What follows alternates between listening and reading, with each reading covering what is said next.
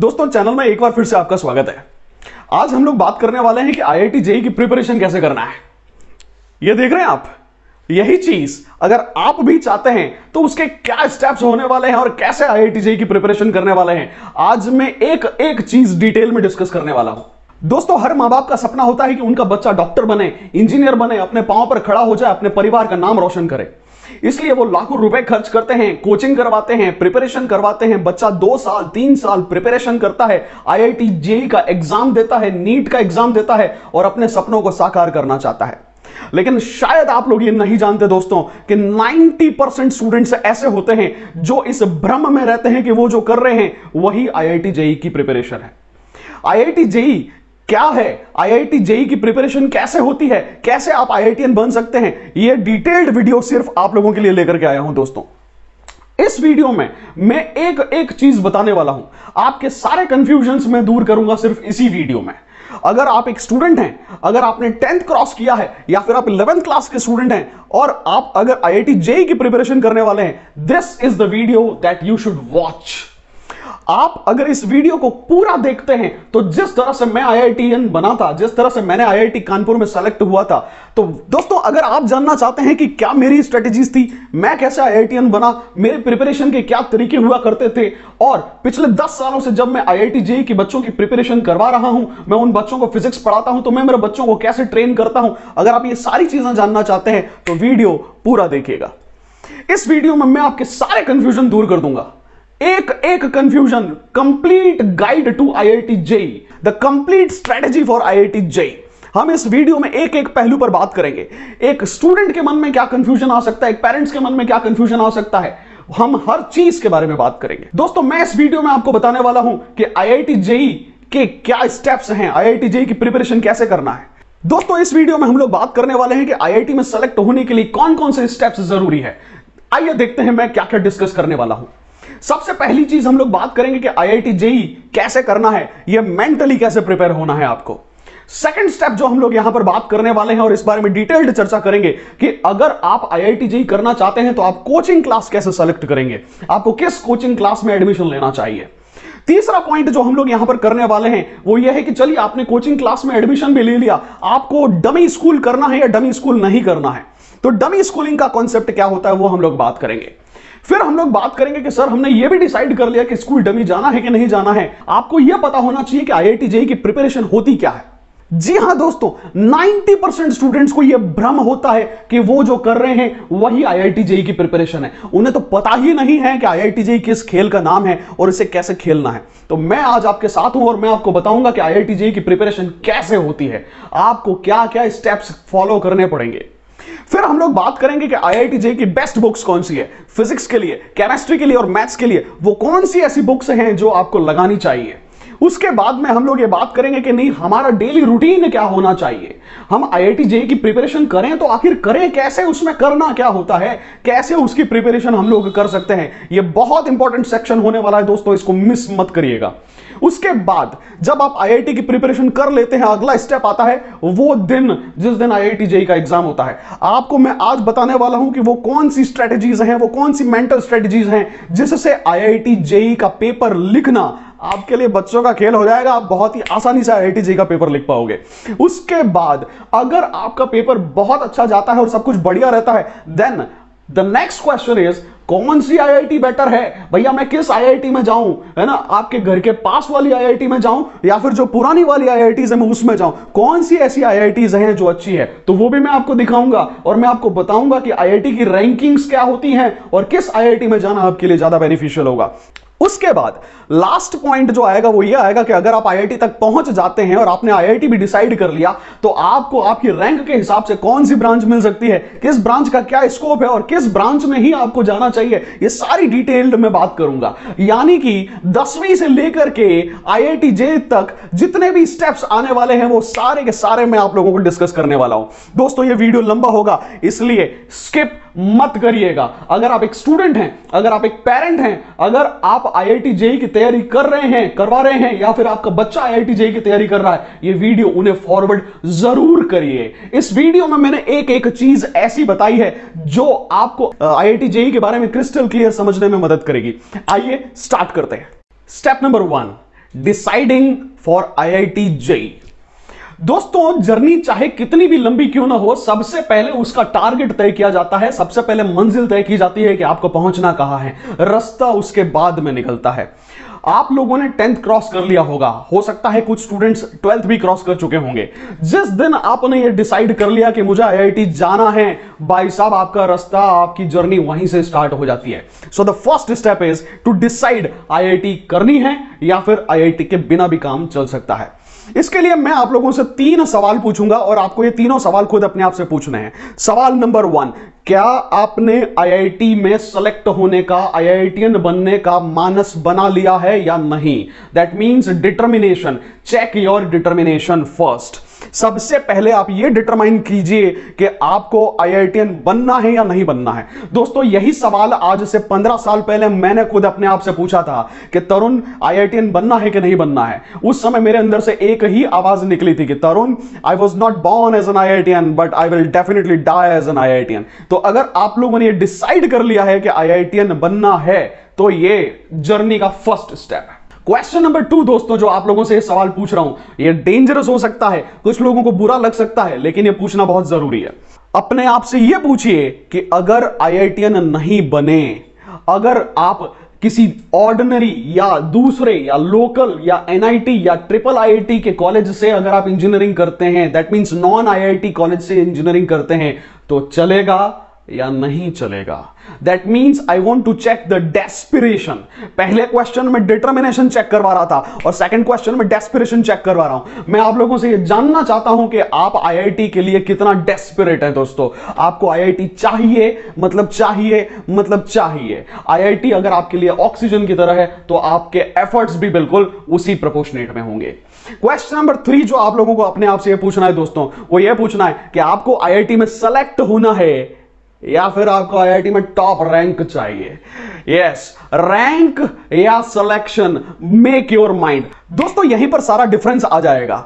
जो रैंकर होंगे उनकी प्रिपरेशन अलग होगी और उनके प्रिपरेशन करने का तरीका भी अलग होता है। दोस्तों नॉन रैंकर स्टूडेंट्स की प्रिपरेशन करने का तरीका भी अलग होता है। आप जहां पहुंचना चाहते हैं उसी हिसाब से आपके एफर्ट्स भी होंगे। इसलिए पहले यह डिसाइड करिए कि आपको टॉप 10 में रैंक लानी है, टॉप 100 में रैंक लानी है, टॉप 5000 में रैंक लानी है, या फिर सिलेक्शन होगा तो भी चलेगा। तो आपका जो मानस होगा, आपके अचीवमेंट्स भी बिल्कुल वैसे ही आएंगे, यानी आप एफर्ट्स भी बिल्कुल वैसे ही करेंगे। आज का जो वीडियो है ये रैंकर्स के लिए है।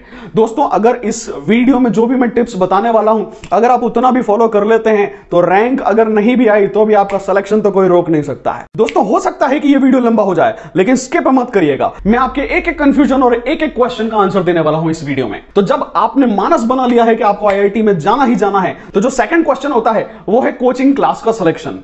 जी हां दोस्तों, हमको IIT में जाना है ये तो हमने तय कर लिया, लेकिन उसकी प्रिपरेशन कैसे करेंगे? तो ये जो क्वेश्चन है कि कौन सा कोचिंग क्लास ज्वाइन किया जाए, ये सभी पेरेंट्स के लिए एक यक्ष प्रश्न है।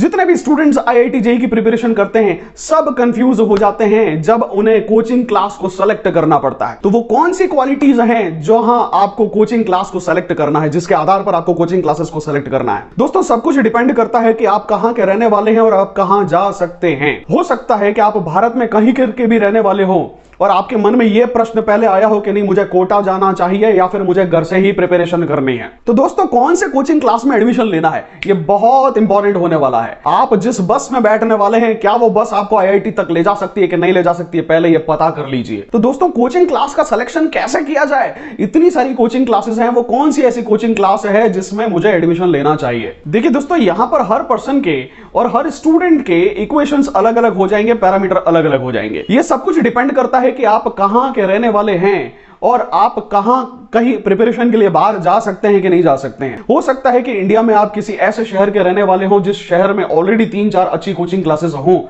या फिर ऐसा भी हो सकता है कि आपको अपने शहर के बाहर किसी दूसरे कोचिंग क्लास में एडमिशन के लिए जाना हो। एज्यूम करते हैं फर्स्ट पॉसिबिलिटी कि आप कोटा जा सकते हैं।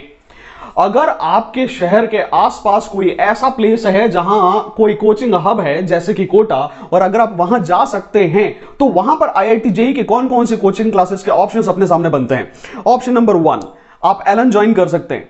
ऑप्शन नंबर 2 आप रेजोनेंस ज्वाइन कर सकते हैं। ऑप्शन नंबर 3 आप मोशन ज्वाइन कर सकते हैं। ऑप्शन नंबर 4 जो वहां दूसरे कोचिंग क्लासेस हैं, जो रिनाउंड कोचिंग क्लासेस हैं, आप उसमें से कहीं पर भी एडमिशन ले सकते हैं। दैट मींस अगर आपके आसपास कोई कोचिंग हब है जहां अच्छी कोचिंग आपको मिल सकती है और वहां अगर कोई रिनाउंड या पुराना कोचिंग प्लेयर वहां प्रेजेंट है तो वो आपको कंसीडर करना चाहिए। ऑप्शन नंबर 2, अगर आप अपने शहर में ही रह करके प्रिपरेशन करना चाहते हैं, फॉर एग्जांपल आप कहीं रहते हैं, आप चंडीगढ़ में रहते हैं, आप अहमदाबाद में रहते हैं, आप जोधपुर में रहते हैं, या फिर आप जो है वो चेन्नई में रहते हैं, अगर आप अपने शहर में ही प्रिपरेशन करना चाहते हैं तो आपको अपने शहर में अवेलेबल कोचिंग क्लासेस की एक लिस्ट बनानी है। आपको उन कोचिंग क्लासेस को देखना है और आपको उन कोचिंग क्लासेस की लिस्ट बनानी है और उनके पास रिजल्ट्स देखने हैं। उन वहां कौन कौन फैकल्टी पढ़ा रहा है, क्या वो रिनाउंड है या नहीं है, उनका सब्जेक्ट पर कमांड है या नहीं है, ये आपको देखना है। आपको यह देखना है स्टूडेंट्स कि आपके शहर में फिजिक्स का, केमिस्ट्री का, मैथ्स का जो बेस्ट फैकल्टी है वो कहां पढ़ा रहा है। अगर वो जहां पढ़ा रहा है, वो जिस भी कोचिंग क्लास में पढ़ा रहा है, अगर उस कोचिंग क्लास का पास्ट ट्रैक रिकॉर्ड अच्छा है, अगर उस कोचिंग क्लास में सारी फैसिलिटीज अच्छी हैं, फैकल्टीज अच्छी हैं, तो वहां पर आप एडमिशन लेने के बारे में सोच सकते हैं। यानी अगर आप लोकल कोचिंग क्लास में जाना चाह रहे हैं तो वहां के बेस्ट कोचिंग क्लास को पता करिए और वहां पर आप एडमिशन के लिए इंक्वायरी जनरेट करिए। आप 2 या 2 से ज्यादा कोचिंग क्लासेस में भी घूम के आइए, देख करके आइए, ताकि आपको यह समझ में आए कि कौन सा कोचिंग क्लास आपके बच्चे के लिए या फिर आपके लिए सूटेबल रहेगा। तो दोस्तों IIT JEE की प्रिपरेशन के लिए सबसे बेस्ट ऑफलाइन प्रिपरेशन रहती है। इसका मतलब यह है कि आप क्लासरूम में जाइए और क्लासरूम में टीचर से फिजिकली पढ़िए, आप टीचर से डाउट पूछिए, आप टीचर्स से कॉन्सेप्ट समझिए, यह सबसे बेस्ट मेथड है। लेकिन जैसा कि आप लोग जानते हैं अभी कोरोना का समय चल रहा है, किसी कारण से अगर आपके पास, आप जिस शहर में रहते हैं वहां अगर कोई अच्छी कोचिंग अवेलेबल नहीं है, या फिर आप किसी कोचिंग में अभी किसी बीमारी की वजह से या कोरोना की वजह से जा नहीं पा रहे हैं और आप ऑनलाइन कोचिंग क्लास के बारे में सोच रहे हैं, तो जो सेकंड ऑप्शन है वो है ऑनलाइन प्लेटफॉर्म। दैट मींस आप IIT JEE की प्रिपरेशन ऑनलाइन भी कर सकते हैं। अगर आप IIT JEE की प्रिपरेशन ऑनलाइन कर रहे हैं तो आपको यह देखना है कि कौन कौन सी अच्छी कोचिंग क्लासेस हैं जिनके मटेरियल्स या जिनके टीचर्स ऑनलाइन जाकर के पढ़ा रहे हैं, ऑनलाइन कौन कौन से कोर्सेज चल रहे हैं। ठीक है, मैं सारे तो नहीं बता सकता लेकिन मैं कुछ आपको जरूर बता सकता हूं। फॉर एग्जांपल आप अनअकैडमी पर जाकर के ट्राई कर सकते हैं, वहां पर बहुत सारे कोर्सेज हैं जो आप ऑनलाइन ले सकते हैं। उसी तरह का एक और प्लेटफॉर्म है बाइजू, आप बाइजू के बारे में भी सोच सकते हैं। उनके भी ऑनलाइन सब्सक्रिप्शंस आते हैं जिसको वीडियो लेक्चर्स या एनिमेशंस के फॉर्मेट में आप देख करके अपने घर पे बैठ करके उसकी प्रिपरेशन कर सकते हैं। तीसरा मैं आपको बताता हूं, फॉर एग्जांपल वेदांतु। वेदांतु एक ऐसा प्लेटफॉर्म है जहां टीचर्स आकर के आपके क्वेश्चंस को सॉल्व करेंगे, आपको कॉन्सेप्ट समझाएंगे और आप अपनी प्रिपरेशन घर पे ले सकते हैं। और चौथा जो है वो बहुत अच्छा ऑप्शन है, दैट इज ईटूस। आप ईटूस के जो रिकॉर्डेड लेक्चर्स हैं वो ऑर्डर कर लीजिए और वो आपके घर पे आपके पास आ जाएंगे। उन रिकॉर्डेड लेक्चर्स को देखिए, खुद समझने की कोशिश करिए। आपके डाउट्स तो सॉल्व नहीं होंगे लेकिन आपके कॉन्सेप्ट्स रॉक स्ट्रांग हो जाएंगे। तो जब भी हम लोग ये बात करते हैं कि किस कोचिंग क्लास में एडमिशन लेना है, ये बहुत इंपॉर्टेंट फैक्टर होने वाला है दोस्तों। अगर आप ऑफलाइन मोड में जा सकते हैं, पेन एंड पेपर मोड में जा सकते हैं, वेल एंड गुड, सबसे बेस्ट ऑप्शन है। लेकिन किसी कारण से अगर आप ऑनलाइन प्रिपरेशन करते हैं तो जो लिस्ट मैंने आपको बताई, आप उनमें से कोई एक कंसीडर कर सकते हैं, या इसके अलावा भी जो बेस्ट ऑप्शंस आपके पास अवेलेबल हो उसको रिसर्च करिए, उसे पता करिए, और वो पता करने के बाद में जो है वो आप ये तय करिए कि आपको किस कोचिंग क्लास में या किस कोर्स में एडमिशन लेना है। दोस्तों आप किसी भी स्टेट के हो, किसी भी आप सिटी के हो, आप ये देखिए कि अगर आपके शहर में 3-4 अच्छे कोचिंग क्लासेस हैं, उनमें से बेस्ट कौन सा रहेगा, उनमें से आपके लिए मोस्ट सूटेबल कौन सा रहेगा। दोस्तों अगर किसी कारण से आप किसी गांव में रहते हैं या फिर किसी छोटे कस्बे में रहते हैं जहां आसपास कोई प्रिपरेशन अवेलेबल नहीं है, तो जो भी नियरेस्ट बिग सिटी है आप वहां जाने के बारे में भी सोच सकते हैं। वहां जाकर के आप, हो सकता है कि प्रिपरेशन के लिए आपको हॉस्टल में रहना पड़े और आप अपनी IIT JEE की प्रिपरेशन उस शहर में जाकर के किसी अच्छे कोचिंग क्लास में एडमिशन लेकर के कर सकते हैं। तो यह सबसे इंपॉर्टेंट है कि आप किस कोचिंग क्लास में एडमिशन लेते हैं, इसको अच्छे से रिसर्च करने के बाद में वहां आप एडमिशन लीजिए। दोस्तों IIT JEE में सेलेक्ट होने की मेरी कौन सी स्ट्रेटजीज थी ये मैं इस वीडियो में आगे बताऊंगा, इसलिए आप इस वीडियो को स्किप मत करिएगा। मैं पॉइंट बाय पॉइंट पहले सारे पॉइंट्स डिस्कस करता हूं और आपके सारे कंफ्यूजन्स को मैं यहां दूर करूंगा। दोस्तों एडमिशन लेने के बाद जो नेक्स्ट कंफ्यूजन 11th क्लास के स्टूडेंट्स या उनके पेरेंट्स के मन में रहता है वो ये रहता है कि हमने फला कोचिंग क्लास में एडमिशन तो ले लिया लेकिन कोचिंग वाले डमी करने के लिए बोल रहे हैं। ये डमी का क्या चक्कर है? क्या हमें डमी करना चाहिए?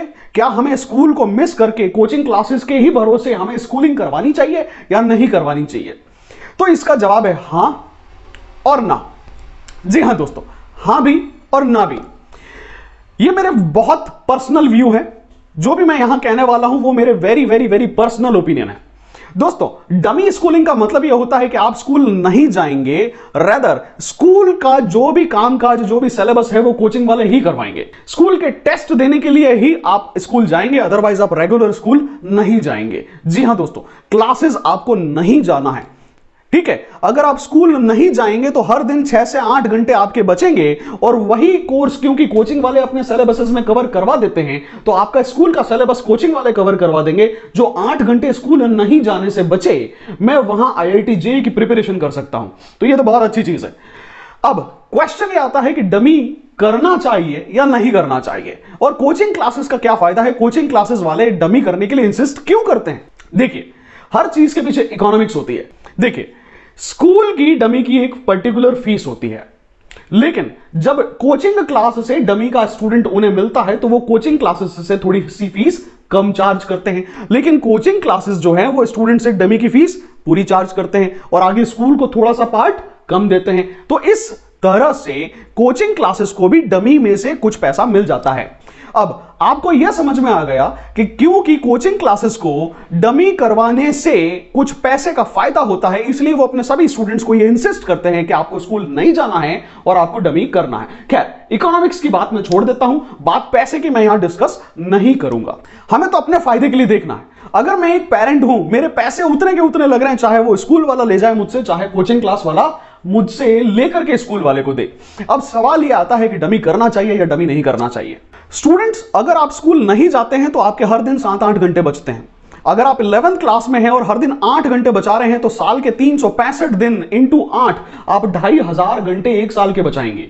2 साल में आपके 5000 घंटे बचेंगे, यानी स्कूल नहीं जाने से जो टाइम सेव होगा उसको आप IIT JEE की प्रिपरेशन में लगा दीजिए, and it is a huge amount of time. आपका फिजिक्स, केमिस्ट्री, मैथ्स आप 3-3 बार रिवाइज कर सकते हो इस समय में।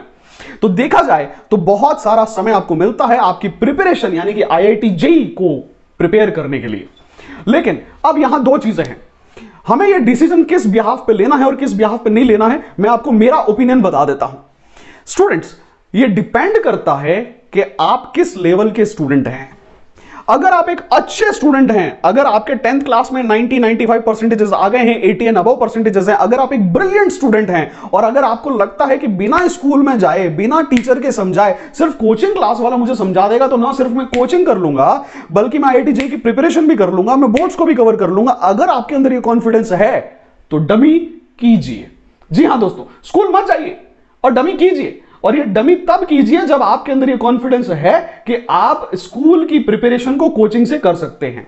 अदरवाइज मेजॉरिटी ऑफ स्टूडेंट्स उस लेवल पर शायद नहीं होते हैं। अब मेरी बात बड़े गौर से सुनिएगा दोस्तों, मेजॉरिटी ऑफ स्टूडेंट्स उस लेवल पर नहीं होते हैं जिस लेवल पर जिसको मैं ब्रिलियंस कह रहा हूं। यानी जो स्टूडेंट्स हैं, जो एवरेज स्टूडेंट्स हैं, जो साधारण स्टूडेंट्स हैं, जो मोस्टली कॉमन स्टूडेंट्स हैं, उन्हें स्कूल जाना चाहिए।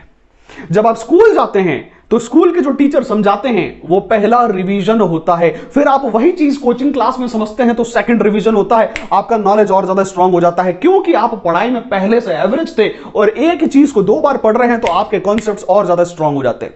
दैट मींस डमी करना है या नहीं करना है, ये बहुत केयरफुली टेकन डिसीजन होने वाला है। इसका मतलब अगर आप एक ब्रिलियंट स्टूडेंट है तो आप डमी करने के बारे में सोच सकते हैं, और अगर आप एक एवरेज या बिलो एवरेज या फिर अगर आप परफॉर्मिंग स्टूडेंट हैं तो उस केस में आपको स्कूल जाना, परफॉर्म करना चाहिए। अब एक और फैक्टर यहां पर काम करता है, वो ये है कि 11th क्लास में डमी करना चाहिए या 12th क्लास में करना चाहिए या फिर दोनों क्लासेस में डमी कर लेना चाहिए। देखिए दोस्तों, 11th क्लासेस के जो परसेंटेजेस हैं वो किसी जॉब में, किसी इंटरव्यू में कहीं पर भी नहीं आते हैं। दैट मींस 11th क्लास में आप 99% लेके आ जाइए या फिर 61% लेके आ जाइए, it is of no difference. Nobody is going to ask 11th class के परसेंटेजेस। 12th क्लास के परसेंटेजेस इंपॉर्टेंट है, 10th क्लास के परसेंटेजेस इंपॉर्टेंट है, लेकिन 11th के पूछता कौन है? 11th को आप लिखते कहां हो? ना तो आप रिज्यूमे में लिखते हो, ना आप जॉब में बताते हो, ना उसके बिहाफ पे गवर्नमेंट जॉब है, ना आप उसका कोई यूटिलिटी नहीं है। कहने का मतलब यह है, वो आप अगर चाहो कि 11th क्लास के परसेंटेजेस मेरे थोड़े से कम जरूर हो जाएं लेकिन मैं डमी करूंगा, तो आप 11th में डमी करने के बारे में सोच सकते हो। 11th में डमी करने के बारे में सोच सकते हो, लेकिन 12th क्लास बहुत केयरफुली रहना पड़ता है क्यों केयरफुली रहना पड़ता है? क्योंकि आईआईटी जेईई में 12th क्लास के मार्क्स ऐड भी होते हैं। अब गवर्नमेंट ऑफ इंडिया स्कूलिंग को ज्यादा प्रेफरेंस दे रही है। दैट मीन्स धीरे धीरे कोचिंग क्लासेस के ऊपर बर्डन कम करते हुए स्कूलिंग को इंपॉर्टेंस ज्यादा दे रही है। तो दोस्तों 12th क्लास में डमी करना रिस्की हो सकता है, इसलिए सोच समझ करके आप डिसीजंस लीजिएगा। 12th क्लास के स्टूडेंट के लिए परसेंटेजेस बहुत इंपॉर्टेंट होते हैं। 12th क्लास के परसेंटेजेस हर जगह काम आते हैं। 12th क्लास के परसेंटेज का मतलब हो गया स्कूल की प्रिपरेशन, एनसीईआरटी की प्रिपरेशन, यानी जो स्टूडेंट 12th क्लास में है उसे 12th पर फोकस करना ही पड़ता है, और इसी वजह से 12th में डमी करना ज्यादा सूटेबल डिसीजन नहीं होगा। फिर भी आगे क्या करना है, डमी करना है या नहीं करना, ये मैं आपके ऊपर छोड़ रहा हूं। ये मेरे सिर्फ पर्सनल ओपिनियंस थे, प्लीज इसे ग्रांटेड मत लीजिए। दोस्तों वीडियो के आगे वाले सेक्शन में मैं आपको बताऊंगा कि मेरी क्या स्ट्रेटजी थी, लेकिन उससे पहले क्योंकि हम लोगों ने यह तय कर लिया है कि डमी करना है कि नहीं करना है, जो नेक्स्ट पॉइंट यहां इंपॉर्टेंट आता है उसके बारे में बात करते हैं दोस्तों। पॉइंट नंबर 4, और वो यह है कि प्रिपरेशन को स्टार्ट कैसे करना है। दोस्तों आईआईटी जेईई की प्रिपरेशन को स्टार्ट करने के बेसिक फंडामेंटल्स क्या होते हैं उसके बारे में बात करते हैं। पहली चीज, आप लोगों ने जिस कोचिंग क्लास में एडमिशन लिया है उसका मटेरियल कलेक्ट कर लीजिए। जो भी मटेरियल वो लोग देना चाहते हैं या उनके कोचिंग क्लासेस में प्रोवाइड किया जाता है, start collecting the materials. Point number 1। Second point ये होता है दोस्तों कि जो भी बेस्ट बुक्स अवेलेबल है, अभी मैं आपको बताऊंगा कि बेस्ट बुक्स कौन सी होती है आईआईटी जेईई के लिए, तो उन बेस्ट बुक्स को आप परचेज कर लीजिए। ठीक है, तो कौन सी वो बुक्स हैं अभी देखते हैं नेक्स्ट सेक्शन में। उसके बाद में आता है कि टाइम टेबल बनाइए। तो टाइम टेबल आपको पता होना चाहिए। टाइम टेबल कैसे बनाना है उसका भी एक एग्जांपल लेकर के दिखाता हूं। टाइम टेबल भी दोस्तों आपने बना दिया, फिर आपको अपना डे टू डे प्रिपरेशन कैसे करना है, तैयारी कैसे करनी है, उसके बारे में भी हम लोग जानेंगे आने वाले सेशन में। उसके बाद जो आपको सबसे ज्यादा इंपॉर्टेंट है वो ये है कि जिस कोचिंग क्लास में आपने एडमिशन लिया है, पता करिए उसके टेस्ट कब होते हैं। अपने आप का सेल्फ इवोल्यूशन पता करिए। क्या वो डीपीपी देते हैं, प्रैक्टिस प्रॉब्लम सेट देते हैं, क्या वो कोई सीएसपी देते हैं, क्या देते हैं वो प्रैक्टिस प्रॉब्लम शीट क्या देते हैं। दोस्तों रेगुलर टेस्ट में पार्टिसिपेट करिए, अपने आप को टेस्ट करिए, अपना नॉलेज टेस्ट करिए, सेल्फ असाइनमेंट्स करिए। आपके जो भी डाउट्स आते हैं उन डाउट्स के लिए टीचर्स को अप्रोच करना है। तो ये एक बेसिक आइडिया आपको लग गया जिससे आपको पता चलता है कि आईआईटी जेईई की प्रिपरेशन कैसे करनी है। अब हम लोग इंडिविजुअली इन पॉइंट्स को डिटेल में डिस्कस करेंगे। आइए दोस्तों अब जानते हैं कि आईआईटी जेईई के लिए बेस्ट बुक्स कौन सी होती हैं। देखिए हर कोचिंग क्लास या हर टीचर आपको अपने हिसाब से अलग अलग बेस्ट बुक्स बताता है। यहां जो भी बुक्स बता रहा हूं ये मैं आपको पर्सनली रिकमेंड करता हूं, जिनको मैंने टेस्ट किया है, मैंने यूज किया है, जिनको बुक्स को मैं इतने सालों से फॉलो कर रहा हूं। दोस्तों मैं पिछले 10 सालों से फिजिक्स पढ़ा रहा हूं और आईआईटी जेईई की कोचिंग करवाता हूं। जी हां दोस्तों, इसीलिए मुझसे बेटर ये कोई नहीं जानता है कि किस बुक से आपको आईआईटी जेईई में सबसे बेस्ट मदद मिलने वाली है। दोस्तों ये मेरा पर्सनल अनुभव है कि स्टूडेंट्स लाखों रुपए की फीस कोचिंग क्लास को दे देते हैं लेकिन 5000 की किताबें नहीं खरीदते हैं। आप अगर कोचिंग क्लास को फीस देख करके ये सोच रहे हैं कि अब तो मेरा सिलेक्शन हो ही जाएगा, अब मुझे पढ़ने की कहां जरूरत है, तो ये सबसे बड़ी भूल है। No books is equal to no rank. अगर आप टॉप रैंक में जाना चाहते हैं और बुक्स नहीं कर रहे हैं, किताबें सॉल्व नहीं कर रहे हैं, गड़बड़ है दोस्त, आप सही डायरेक्शन में नहीं है। दोस्तों there is no point in running fast if the direction is not right. आपको यह पता होना चाहिए कि कौन सी वो बेस्ट बुक्स मार्केट में अवेलेबल है, क्योंकि मैं खुद एक आईआईटीएन हूं और पिछले 10 साल से मैं स्टूडेंट्स को आईआईटी जेईई के लिए प्रिपेयर करवा रहा हूं। यह चीज मुझसे बेटर आपको कोई नहीं बता सकता। दोस्तों शुरुआत करेंगे फिजिक्स से। कौन सी ऐसी बुक्स थी जो मैंने रेफर की थी या फिर मैं मेरे बच्चों को रिकमेंड करता हूं, मैं मेरे स्टूडेंट्स को रिकमेंड करता हूं कि आप लगाइए। Point number 1, HC Verma. कौन नहीं जानता एचसी वर्मा को? एचसी वर्मा बेस्ट बुक है। अगर आप थ्योरी के लिए बात करना चाह रहे हैं तो एचसी वर्मा का मुकाबला ही नहीं है। लेकिन एचसी वर्मा में एक प्रॉब्लम है। क्या प्रॉब्लम है? कि पीछे जो क्वेश्चंस दे रखे हैं उनका नंबर बहुत लिमिटेड है। दोस्तों एचसी वर्मा आज से 35 साल पहले लिखी गई थी। उस समय आईआईटी जेईई का पैटर्न सब्जेक्टिव हुआ करता था। आज आईआईटी जेईई का जो पैटर्न है वो ऑब्जेक्टिव है। अगर मैं आज के कॉन्टेक्स्ट की बात करूं तो एचसी वर्मा प्रैक्टिस बुक नहीं है, क्योंकि उसके अंदर प्रैक्टिस क्वेश्चंस नहीं है। तो एचसी वर्मा वो स्टूडेंट्स रिकमेंड कर सकते हैं जो थ्योरी को स्ट्रॉन्ग करना चाहते हैं। एचसी वर्मा थ्योरी के लिए। दोस्तों जो सेकंड बुक है वो है IE इरोडो। It is full of questions और एक एक क्वेश्चन आईआईटी एडवांस के लेवल का है। दोस्तों इरोडो में तकरीबन 3000 क्वेश्चंस हैं, लेकिन उन 3000 क्वेश्चंस में से तकरीबन 1400-1500 क्वेश्चंस ही सिर्फ हमारे काम के हैं। बाकी जो चीजें हैं वो है आउट ऑफ सिलेबस, यानी इरोडो में बहुत कुछ आउट ऑफ सिलेबस भी है। जो तीसरी बुक है दोस्तों वो है एस एस क्रोटोव। एस एस क्रोटोव और एल एस सीना, ये दो ऐसी बुक्स हैं जो फिजिक्स को ओलंपियाड लेवल तक ले जाती हैं। अगर आप एप्टीट्यूड के लिए प्रिपेयर कर रहे हैं या फिर आप ओलंपियाड्स के लिए प्रिपेयर कर रहे हैं, एस एस क्रोटोव बहुत यूजफुल होने वाली है। हालांकि आईई इरोडोव और एस एस क्रोटोव मैं आज की तारीख में रिकमेंड नहीं करता हूं। क्यों नहीं करता हूं? क्योंकि ये जो पैटर्न है वो आज के ऑब्जेक्टिव पैटर्न के लिए सूटेबल नहीं है। प्रैक्टिस बहुत अच्छी करवा देंगे लेकिन पैटर्न के लिए सूटेबल नहीं है। अगर मैं आज के पैटर्न की बात करूं दोस्तों, तो जो सबसे बेस्ट बुक है वो है डीसी पांडे और BM Sharma. DC Pandey Arihant publication और बीएम शर्मा सिंगेज पब्लिकेशन, दोस्तों इनका मुकाबला नहीं है। ये एक से बढ़कर एक बुक है और मेरे हिसाब से ये बेस्ट बुक्स हैं। इनके ऑब्जेक्टिव वर्जन्स भी आपको मिल जाएंगे और इनके सब्जेक्टिव वर्जन्स भी आपको मिल जाएंगे। उसके बाद दोस्तों मैं दो ऐसी बुक्स बता रहा हूं जिनके authors IIT JEE preparation field के रिनाउंड फैकल्टीज हैं। पहली जो बुक है वो है बाय आशीष अरोड़ा सर। आशीष अरोड़ा सर को कौन नहीं जानता है। आप उनकी फिजिक्स की बुक्स, फिजिक्स गैलेक्सी को रेफर करिए। भाई साहब बहुत मस्त किताब है, आपको ना सिर्फ पढ़ने में मजा आएगा बल्कि समझने में भी बहुत आसान। और जो दूसरे फैकल्टी की मैं बात कर रहा हूं जिनकी बुक्स मुझे बहुत पसंद आती हैं वो है अनुराग मिश्रा। अनुराग मिश्रा की जो किताबें हैं वो full of advance level problems हैं, यानी आपको नए नए क्वेश्चंस की प्रैक्टिस करने को यहां पर मिलेगी। दोस्तों लास्ट में हम लोग दो और बुक्स के बारे में बात करते हैं। एक है जीसी अग्रवाल, बहुत ही फेमस बुक है जीआरबी पब्लिकेशन की, और एक है प्रमोद अग्रवाल, ये भी जीआरबी पब्लिकेशन की एक फेमस बुक है। जीसी अग्रवाल थ्योरी के लिए और प्रमोद अग्रवाल प्रैक्टिस के लिए आप रेफर कर सकते हैं। इसके अलावा भी बहुत सारी बुक्स आती हैं लेकिन ये बुक्स मेरी तरफ से मोस्ट रिकमेंडेड है। दोस्तों आइए बात करते हैं केमिस्ट्री की। दोस्तों केमिस्ट्री के तीन हिस्से होते हैं, फिजिकल, ऑर्गेनिक और इनऑर्गेनिक। फिजिकल से शुरुआत करते हैं। फिजिकल में जो सबसे बेस्ट बुक मुझे लगती है वो है सोडियम सर की। जी हां दोस्तों, सोडियम Na, जिन्हें हम लोग प्यार से सोडियम कहते हैं। मैं बात कर रहा हूं नरेंद्र अवस्थी जी की। जी हां, तो नरेंद्र अवस्थी सर की जो फिजिकल केमिस्ट्री की बुक आती है आप उसे रेफर करिए, one of the best books. Second number की जो बुक है वो है आरसी मुखर्जी। कहते हैं ना old is gold. RC Mukherjee पिछले 25 सालों से one of the finest and best written books. दोस्तों अगर बात फिजिकल की चल रही हो और पी बहादुर सर का नाम ना आए, ऐसा हो नहीं सकता। पी बहादुर सर की किताबें one of the best books हैं। उसके बाद में जो नेक्स्ट बुक आती है वो है के.एस. वर्मा और ओपी टंडन। केमिस्ट्री में अगर कोई ओपी टंडन को नहीं पहचानता तो वो हो नहीं सकता। तो one of the finest books physical chemistry के लिए। दोस्तों जहां तक बात ऑर्गेनिक केमिस्ट्री की है, ऑर्गेनिक केमिस्ट्री की जो मास्टर बुक है वो है none other than MS Chauhan. जी हां, चौहान सर को कौन नहीं जानता है। एमएस चौहान सर की जो लिखी हुई किताबें हैं वो ऑर्गेनिक में बेंचमार्क हैं।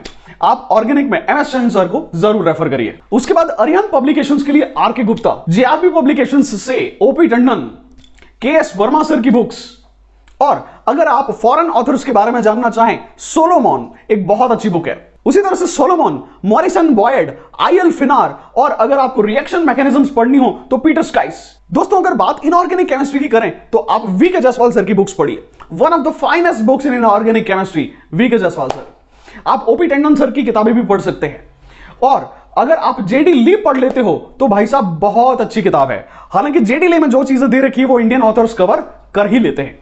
उसके बाद आप ओपी टंडन सर या फिर के.एस. वर्मा सर की भी बुक्स पढ़ सकते हो। दोस्तों जितनी भी बुक्स मैंने यहां पर बताई है इसमें जो भी फॉरेन ऑथर्स हैं उनकी किताबें बहुत ज्यादा थ्योरेटिकल और कॉन्सेप्चुअल हैं। हो सकता है कि हमें आईआईटी जेईई के लिए उन कॉन्सेप्ट्स की जरूरत जरूर हो, लेकिन ऑब्जेक्टिव पैटर्न को देखते हुए यह रिकमेंडेड नहीं है। बेटर यही है कि आप आईआईटी जेईई के लिए इंडियन ऑथर्स को फॉलो करिए। अब जानते हैं मैथ्स के बारे में। दोस्तों मैथ्स में आपको अरिहंत पब्लिकेशन या बालाजी पब्लिकेशन से एस.के. गोयल सर की किताबें जरूर लेनी चाहिए। एस.के. गोयल आप रेफर कर सकते हैं, यहां से आपको थ्योरी और प्रैक्टिस दोनों मिल जाता है। सेकंड जो बुक मैं यहां बताऊंगा वो है एम.एल. खन्ना। जी हां दोस्तों, एम.एल. खन्ना पुरानी बुक है लेकिन फिर भी मैथ्स तो कभी बदलती नहीं है। मैथ्स के लिए अगर आप एम.एल. खन्ना रेफर करते हैं तो आप सफर नहीं करेंगे, आपको मजा आएगा। एक और बहुत अच्छी बुक है problem plus in mathematics by Asit Das Gupta. आप एडीजी या असित दास गुप्ता को रेफर कर सकते हैं। अगर आप न्यू ऑथर्स पर जाना चाहते हैं तो सिंगेज पब्लिकेशन में घनश्याम टिवानी जी लिखते हैं, आप उन्हें भी रेफर कर सकते हैं। उसी तरह से अरिहंत पब्लिकेशन से अमितम अग्रवाल की जो बुक्स आती हैं वो भी बड़ी शानदार आती हैं। बालाजी पब्लिकेशन से अगर आप विकास गुप्ता की सारी किताबें लेते हैं तो ये भी बहुत अच्छी बुक्स हैं और ये ऑलरेडी क्योंकि फैकल्टीज हैं आपको इनसे बेस्ट जानने को मिलेगा। हालांकि रिकमेंडेड तो नहीं है लेकिन फिर भी अगर आप फॉरेन ऑथर्स पे जाना चाहते हैं तो आई.ए. मैरन करिए। उसी तरह से आप हॉलैंड नाइट लगा सकते हैं, उसी तरह से आप एस.एल. लोनी लगा सकते हैं। तो एस.एल. लोनी, हॉलैंड नाइट और आई.ए. मैरन, ये कुछ बुक्स हैं मैथ्स के लिए। दोस्तों भले ही आप किसी अच्छे कोचिंग क्लास में क्यों ना पढ़ रहे हो, भले ही आप लोगों ने लाखों रुपए की फीस क्यों ना दे दी हो, भले ही आपके कोचिंग क्लास का material one of the best और फाइनेस्ट और रिफाइंड जरूर क्यों ना हो, बट फिर भी बुक्स जरूर लगाइए। दोस्तों बुक्स से ही कॉन्फिडेंस आता है और आईआईटी जेईई फ्रंट फुट पे खेलने का नाम है, आईआईटी जेईई कॉन्फिडेंस का नाम है। दोस्तों अगर आप फिजिक्स में, केमिस्ट्री में और मैथ्स में 15,000 20,000 क्वेश्चंस करके चले जाते हैं तो आपके एग्जाम्स में सेलेक्ट होने की प्रोबेबिलिटी बढ़ जाती है। यस, बुक्स करिए, बुक्स बहुत इंपॉर्टेंट है दोस्तों अब हम लोग वीडियो के सबसे इंपॉर्टेंट सेक्शन में हैं। अब हम लोग ये जानेंगे कि आखिर आईआईटी जेईई की प्रिपरेशन करते कैसे हैं, वो कौन से स्टेप्स होते हैं जो हमें आईआईटी जेईई की परफेक्ट प्रिपरेशन करवाते हैं। तो जब हम लोग आईआईटी जेईई की प्रिपरेशन के बारे में बात करेंगे तो इसको मैं 2 सेगमेंट्स में डिवाइड करता हूं। बहुत अच्छे से और ध्यान से इसे समझिएगा और अपनी लाइफ में उतारने की कोशिश करिएगा। दोस्तों आप में से जो स्टूडेंट आईआईटी जेईई के लिए सीरियस है या फिर आईआईटी जेईई की प्रिपरेशन करना चाहता है या फिर आईआईटी जेईई के सपने देखता है या फिर आप अगर पेरेंट हैं और अपने बच्चों को आईआईटी करवाना चाहते हैं तो ये आने वाले 10 मिनट आपके लिए बहुत इंपॉर्टेंट होने वाले हैं। आप अगर अपने प्रिपरेशन करने का तरीका सीख लेते हैं, समझ लेते हैं, तो आपकी सक्सेस की श्योरिटी बढ़ जाएगी। जैसा कि मैंने कहा दोस्तों, इस सेगमेंट को मैं 2 पार्ट्स में डिवाइड करता हूं, 2 सेगमेंट्स में डिवाइड करता हूं। पहला जो सेगमेंट है वो ये है कि हम टाइम टेबल बनाएंगे, हम प्लानिंग करेंगे। जी हां दोस्तों, जैसा कि कहा जाता है if you fail to plan then you plan to fail. बिना प्लानिंग के कुछ भी नहीं करना है, हमेशा कुछ स्ट्रेटेजी बनाइए, plan A, plan B, plan C, make something. जी हां दोस्तों, टाइम टेबल बनाइए। दोस्तों 2 तरह के टाइम टेबल के बारे में मैं बात कर रहा हूं। पहला जो टाइम टेबल होगा वो बनेगा डेली, यानी कि दैनिक दिनचर्या के बारे में बात करेंगे, और जो दूसरा टाइम टेबल होगा वो बनेगा एनुअल। दैनिक यानी कि डेली टाइम टेबल क्या है उसके बारे में बात करते हैं। आपको कितने बजे उठना है, कितने बजे आप नहाएंगे, कितने मिनट में खाना खाएंगे, कितने मिनट आपको कोचिंग जाने में लगेंगे, कितने मिनट वापस आने में लगेंगे, कितना मिनट आप पढ़ाई करोगे, कौन सा सब्जेक्ट पढ़ाई करोगे, कितने बजे सोओगे, एक एक मिनट को प्लान करना है। 90% स्टूडेंट्स यही मिस्टेक करते हैं दोस्तों, एडमिशन ले लेते हैं, बुक्स खरीद लेते हैं, प्लानिंग नहीं करते हैं। उन्हें लगता है कोचिंग क्लास को पैसे दे तो दिए, मेरा सिलेक्शन नहीं होगा तो किसका होगा, किताबें ले तो ली, मेरा सिलेक्शन नहीं होगा तो किसका होगा, मैं कोचिंग जा तो रहा हूं, प्रिपरेशन कर तो रहा हूं, मेरा सिलेक्शन नहीं होगा तो किसका होगा। एक्चुअली स्टूडेंट प्लान करता ही नहीं है और यह सबसे बड़ी मिस्टेक है।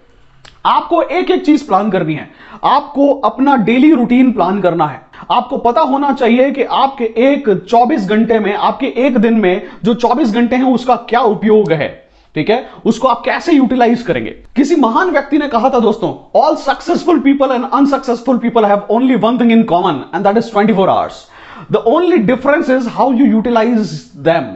दोस्तों कहने का मतलब यह है कि गया हुआ समय वापस नहीं आता है। अगर आज समय है तो उसको प्लान कर लीजिए, उसका टाइम टेबल बना लीजिए। अब अगला क्वेश्चन आता है कि टाइम टेबल बनाना कैसे है। तो आपको यह पता होना चाहिए कि अगर मैं डेली टाइम टेबल बना रहा हूं तो मैं कितने बजे उठने वाला हूं। हर व्यक्ति का अपना अलग अलग टाइम टेबल बनेगा। मैं आपको एक एग्जांपल से समझाता हूं। तो 6 बजे अगर आप उठ जाते हैं, 6 बजे से लेकर के आधा घंटे में आप नहा लेते हैं, फ्रेश हो जाते हैं, रेडी हो जाते हैं, 6:30 बजे आप रेडी हैं, तो आप 6:30 बजे से लेकर के 7:45 तक सवा घंटा आप पढ़ाई कर लेते हैं।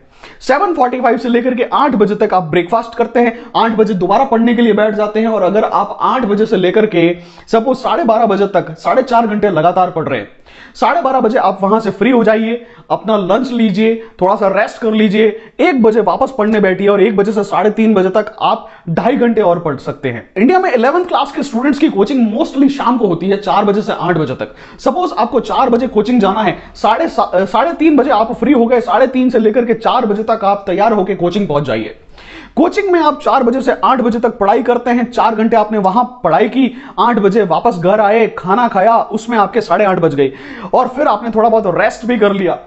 और जब 9 बजे से लेकर के रात के 12 बजे से पहले सपोज आप 2.25-3 घंटे पढ़ लेते हैं, और अगर आप देखेंगे कि अगर आप रात के 12 बजे सो जाते हैं और सुबह 6 बजे वापस उठ करके यही रूटीन फॉलो करते हैं, तो एवरेज आप हर दिन 15 घंटे आराम से पढ़ाई को दे सकते हैं। अब क्वेश्चन ये आता है कि सर क्या हमें 15 घंटे पढ़ना पड़ेगा? क्या हमें IIT JEE के लिए 15 घंटे पढ़ना पड़ेगा? सर वो मिनिमम टाइम क्या है जितना हम लोग अगर पढ़ लें तो हमारी अच्छी रैंक आ जाए, हम सेलेक्ट हो जाए? सर मैं तो 15 घंटे नहीं पढ़ सकता। दोस्तों हमारे पास एक दिन में 24 घंटे होते हैं। इस 24 घंटे में से हम 6 घंटे सो जाते हैं, बचे 18 घंटे। 18 घंटों में से हमारे बाकी 2-4 घंटे जो है वो इधर उधर के कामों में वेस्ट हो जाते हैं, नहाने में, तैयार होने में, आने में, जाने में, खाना खाने में, दूसरे नॉन प्रोडक्टिव वर्क्स करने में। तो जो हमारे पास में अवेलेबल टाइम बचता है दैट इज अराउंड 15-16 आवर्स। एक दिन में मैक्सिमम पढ़ाई जो आप कर सकते हो वो है 16 घंटे। मैं आपको ये कह रहा हूं अगर आप हर दिन मिनिमम 8 घंटे पढ़ते हैं, गौर से सुनिएगा, मिनिमम 8 घंटे पढ़ते हैं कोचिंग को मिला करके, तो आप अगर इतना कंसिस्टेंसी से कर लेते हैं और उसमें आप उसका पूरा सदुपयोग कर लेते हैं देन दैट इज सफिशिएंट। इसका मतलब ये हुआ दोस्तों, anything above 8 hours per day is good. आप 10 घंटे पढ़िए, आप 12 घंटे पढ़िए, आप 15 घंटे पढ़िए, आप जो भी बेस्ट कर सकते हैं वो आपको करना है। लेकिन टाइम टेबल एक दिन का नहीं होना चाहिए, टाइम टेबल साल भर का होना चाहिए। कहने का मतलब यह है कि consistency will always beat talent. आप अगर कोई काम कंसिस्टेंटली कर रहे हैं तो आप जरूर आपसे टैलेंटेड स्टूडेंट को हरा सकते हैं। और उसको यानी कि आप डेली का टाइम टेबल बना के रख लीजिए और उसको फॉलो करिए। दोस्तों यहां एक और फेमस कहावत है जो सब लोगों ने सुनी होगी, all work and no play makes Jack's a dull boy. यानी अगर आप सिर्फ पढ़ते ही रहेंगे तो हो सकता है कि आपका 100% करिकुलम डेवलप ना हो पाए। आप खेलने के लिए, अपने एंटरटेनमेंट के लिए भी कुछ समय निकालें। जैसे हो सकता है कि आप संडे को 2 घंटे क्रिकेट खेलने जाइए, तो यह भी बहुत जरूरी है आपके ओवरऑल डेवलपमेंट के लिए और पढ़ाई की मोनोटोनिसिटी को ब्रेक करने के लिए। जो दूसरा तरह का टाइम टेबल है वो होगा एनुअल टाइम टेबल, और ये बहुत इंपॉर्टेंट है दोस्तों। ये डेली टाइम टेबल के बराबर इंपॉर्टेंट है। दोस्तों हमें रिवर्स कैलकुलेशन करनी है और आपको यह चीज 100% फॉलो करनी ही करनी है। कैसे करते हैं उसको समझिए। फॉर एग्जांपल मैं अगर आज की बात करता हूं, आज डेट है X। सबसे पहला अपने आप से यह पूछिए कि मेरे एग्जाम्स कब होने वाले हैं। IIT JEE का एग्जाम कब है? तो IIT JEE का एग्जाम है Y। तो टाइम में ये डिस्टेंस निकालिए कि आपके पास कितने दिन बचे हुए हैं। जो भी समय आपके पास बचा हुआ है इसमें लास्ट में महीने या 2 महीने का समय रिजर्व करके रख लीजिए रिवीजन्स के लिए। यानी IIT JEE से 2 महीने पहले मेरा सिलेबस खत्म हो जाना चाहिए और मैं लास्ट के 2 महीने में रिवीजन्स करूंगा। अब आपको पता चल गया कि अगर ये वाला पॉइंट Z है और आज डेट X है तो मेरे पास कितने दिन है सिलेबस को कंप्लीट करने के लिए। जी हां दोस्तों, ये बहुत इंपॉर्टेंट है। क्यों? क्योंकि मैक्सिमम स्टूडेंट्स कोचिंग क्लासेस के भरोसे ये प्लान ही नहीं करते हैं कि उन्हें सिलेबस कब करना है, उनका फर्स्ट रिवीजन कब होगा, उनका सेकंड रिवीजन कब होगा, एंड सो ऑन। आपको एक एक चीज प्लान करनी है। आपको ये पता होना चाहिए कि आपको किस सब्जेक्ट को कितना इंपॉर्टेंस देना है। काफी स्टूडेंट्स मुझसे पूछते हैं कि सर पढ़ाई के लिए कौन सा समय बेस्ट होता है, क्या मैं सुबह 4 बजे उठ के पढ़ूं या फिर रात के लेट नाइट पढ़ूं? तो मैं आपको यह कह रहा हूं, पढ़ाई का कोई रूल नहीं है, ऐसा कोई नियम नहीं है कि सुबह 4 बजे ही पढ़ना चाहिए या फिर रात के 2 बजे तक ही पढ़ना चाहिए। आप जिसमें कंफर्टेबल है आप वो करिए। मैक्सिमम स्टूडेंट्स इस बात को शायद नहीं जानते होंगे कि सुबह के समय हमारे ब्रेन में ऐसे केमिकल्स सेग्रीगेट होते हैं जिस वजह से हमारी एक्टिविटी लेवल बेस्ट होती है। यानी अगर आप सुबह ब्रह्म मुहूर्त में 4 बजे, 5 बजे, 6 बजे, 7 बजे अगर आप उठ के पढ़ाई करते हैं तो वो नॉलेज आपके दिमाग में ज्यादा लंबा टिकता है, उसकी रिटेंशन रेट ज्यादा स्ट्रांग रहती है। यानी अगर आप सुबह उठ सकते हैं तो सबसे बेस्ट समय है अर्ली मॉर्निंग उठ करके 4 घंटे 5 घंटे पढ़ाई करना। आप में से काफी स्टूडेंट्स ऐसे भी होंगे जो रात को लेट नाइट जाग करके पढ़ाई कर रहे हैं। क्या वो गलत रास्ते पर हैं? जी नहीं दोस्तों। हां, लेकिन यह चीज मैं जरूर कहूंगा कि पूरा दिन थकने के बाद हमारा जो ब्रेन है वो भी थकने लगता है। रात के कुछ समय के पश्चात साइलेंस तो जरूर होता है लेकिन आपके ब्रेन की एक्टिविटी लेवल धीरे धीरे कम होने लगते हैं। आप 2 घंटे, 3 घंटे, 4 घंटे पढ़ने के बाद नींद अनुभव करना शुरू करेंगे और आपको धीरे धीरे धीरे उसी नॉलेज को रिटेन करने में ज्यादा एफर्ट्स करने पड़ेंगे। यानी टाइम तो सूटेबल है, कोई प्रॉब्लम नहीं है। अगर आप कंफर्टेबल हैं तो जरूर करिए। अदरवाइज अगर चूज ही करना पड़े कि लेट नाइट और early morning, I will go with the early morning. Next point, कई बार स्टूडेंट्स ऐसा सवाल पूछते हैं, सर अगर मैं दिन में 12 घंटे पढ़ता हूं तो क्या मैं तीनों सब्जेक्ट्स बराबर पढ़ूं? 4 घंटे फिजिक्स, 4 घंटे केमिस्ट्री, 4 घंटे मैथ्स, क्या मुझे तीनों सब्जेक्ट्स डेली पढ़ने चाहिए या फिर एक दिन में सिर्फ फिजिक्स पढ़ूं, एक दिन में सिर्फ केमिस्ट्री पढ़ूं और एक दिन में सिर्फ मैथ्स पढ़ूं? दोस्तों जैसा कि मैंने आपसे कहा, पढ़ाई का कोई रूल नहीं है। वो करिए जिसमें आप कंफर्टेबल हैं। आप अपने नियम खुद बनाइए, आप अपना टाइम टेबल खुद बनाइए, आप खुद ये डिसाइड करिए कि मेरी फिजिक्स वीक है, मैं यहां पे 6 घंटे दूंगा, मुझे मैथ्स आती है, मैं 1 घंटा कम दूंगा तो भी चलेगा, मुझे केमिस्ट्री में ये चीज सीखनी है। तो आपको जब कोई टॉपिक पे ज्यादा एम्फेसिस देना हो उसको ज्यादा समय दीजिए, जो सब्जेक्ट आपका कमजोर हो उस पर ज्यादा समय दीजिए। आपको तीनों ही सब्जेक्ट्स पर बराबर इक्वल प्रोफिशिएंसी हो ये जरूरी नहीं है। कई बार हमें कोई सब्जेक्ट में ज्यादा इंटरेस्ट होता है, हम उस पर ज्यादा समय देना चाहते हैं, ये कंप्लीटली अलाउड है और आपके ऊपर है कि आप हर दिन तीनों सब्जेक्ट्स पढ़ना चाहते हैं या फिर एक दिन सिर्फ फिजिक्स पढ़ना चाहते हैं, एक दिन फिर सिर्फ केमिस्ट्री पढ़ना चाहते हैं और एक दिन सिर्फ मैथ्स पढ़ना चाहते हैं। मैं पर्सनली एक सब्जेक्ट एक दिन पढ़ता था। मैं अगर सुबह 6 बजे फिजिक्स उठाता था तो मैं लगातार सुबह से लेकर रात के 12 बजे तक फिजिक्स पढ़ता रहा। Reason momentum. रीजन क्या है? मोमेंटम।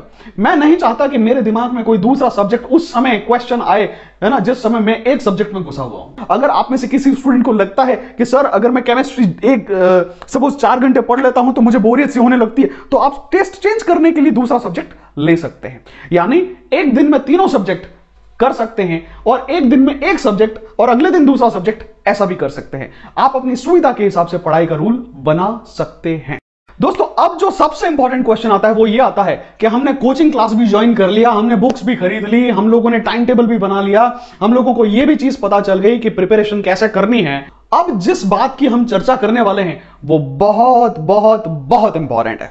मैक्सिमम स्टूडेंट, अच्छे से अच्छा स्टूडेंट यहां गड़बड़ करता है। दोस्तों मैं आपको पर्सनल एक्सपीरियंस से बता देता हूं कि जब मैक्सिमम स्टूडेंट्स पढ़ाई करने के लिए बैठते हैं तो वो एक्चुअली पढ़ाई कर ही नहीं रहे होते, वो एक्चुअली प्रिपेयर कर ही नहीं रहे होते हैं, वो सीरियस ही नहीं होते हैं। कैसे? समझिए। अगर एक स्टूडेंट पढ़ने के लिए बैठा है, हम कैसे पढ़ते हैं? देखिए, अगर हम पढ़ने के लिए बैठते हैं तो हम मोबाइल पास में लेकर के बैठते, थोड़ा बहुत पढ़ते समय हम लोग जो है वो इधर उधर की वेबसाइट्स पे जाना पसंद करते हैं। फेसबुक, व्हाट्सएप, इंस्टाग्राम, ये हमारा साथ साथ चलता है। आप सोचिए, आप पढ़ने के समय व्हाट्सएप, इंस्टाग्राम और फेसबुक आपका साथ साथ चलता है।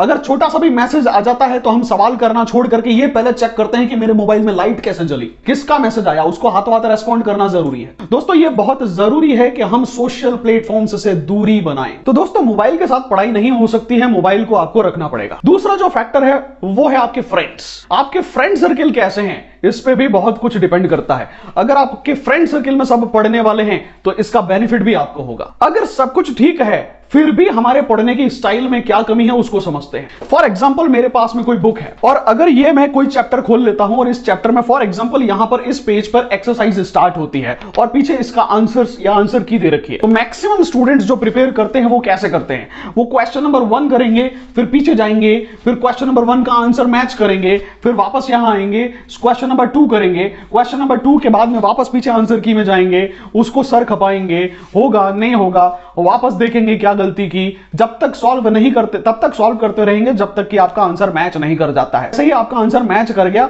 आप अगले क्वेश्चन पे चले जाओगे और हम लोग 1 बाय 1 इसी तरह से एक क्वेश्चन को पलट पलट करके सॉल्व करते हैं। एक क्वेश्चन करते हैं, पीछे जाते हैं, उसका आंसर देखते हैं, उसको ठीक करते हैं, उसका आंसर जब तक नहीं आता है तब तक हम लॉजिक लगाते रहते हैं। फॉर एग्जाम्पल आपके इस क्वेश्चन का आंसर ए आना चाहिए था, तो आप अगर पीछे देखते हो और आपका पीछे आंसर दे रखा है बी, फिर आप कुछ ऐसा सोचते हो कि नहीं, हाँ उसका आंसर बी कैसे लाना है। That means reverse engineering. अगर पहली बार में आंसर मैच कर गया, वेल एंड गुड। अगर पहली बार में आंसर मैच नहीं किया और आपने देखा पीछे दूसरा आंसर है, तो आप अब उस आंसर को लाने में लग जाते। ऐसा नहीं करना है दोस्तों।